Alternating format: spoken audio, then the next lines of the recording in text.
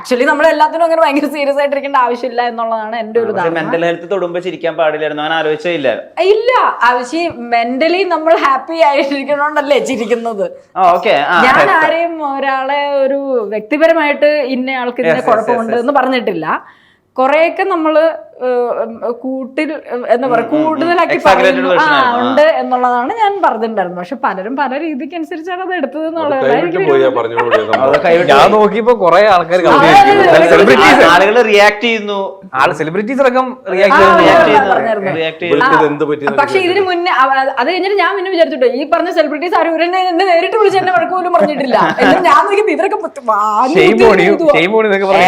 ഇല്ലാത്ത സ്ത്രീ ഭയങ്കര അതൊക്കെ കുറവാ. എനിക്ക് അതൊക്കെ ഇവിടെ പറയാൻ പറ്റില്ല, എന്റെ ചാനലല്ലേ.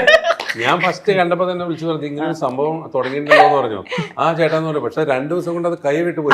ഭയങ്കര ഇതായിരുന്നു.